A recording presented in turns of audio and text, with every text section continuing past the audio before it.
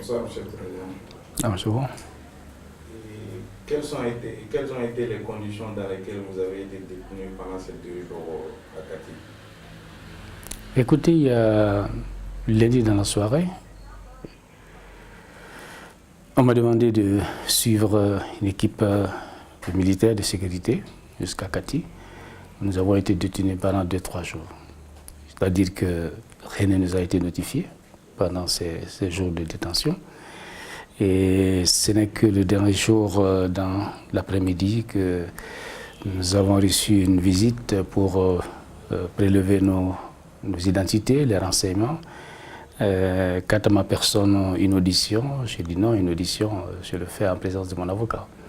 Voilà, donc c'était les renseignements d'identité, nous n'en savons pas plus et nous avons été remis en liberté tous hier soir. Pouvons-nous savoir pour quelles raisons vous avez été interpellé?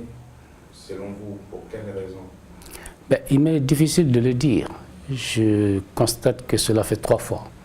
Le soir des événements, nous avons été relâchés avec certaines autres personnes et quelques jours après, interpellés brièvement. Et hier soir, c'était la 3e fois. La 2e fois, on m'a parlé des motifs de sécurité. Là, j'avoue que nous n'avons pas su pourquoi. Nous avons entendu des choses, mais nous n'avons pas su pourquoi on était là-bas. Et donc, comme je vous l'ai indiqué, nous n'avons reçu aucune notification de quoi que ce soit. Présentement, quel serait le message que vous allez donner à la nation malienne par rapport à la situation de crise, que ce soit au nord comme au sud? Écoutez, je me suis déjà exprimé sur ça, mais je réaffirme très fortement.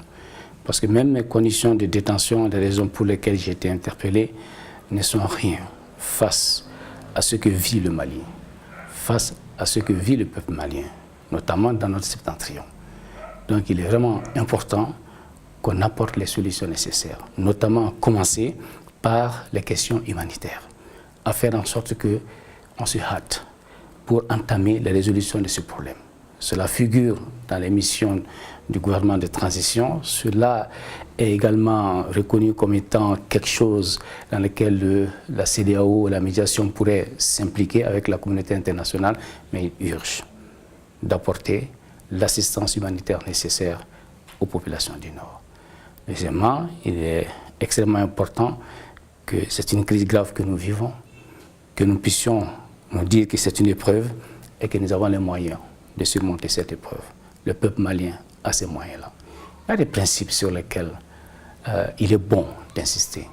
Aujourd'hui, ce qui arrive, vous avez parlé de mon interpellation, il est important que les principes républicains et démocratiques en matière de liberté individuelle et publique soient respectés. C'est l'un des credos de notre démocratie et ceci est important. Je voudrais aussi, si vous le permettez, remercier tous ceux qui se sont mobilisés ici au Mali, en dehors du Mali, en Afrique, sur le continent, en Europe, aux États-Unis.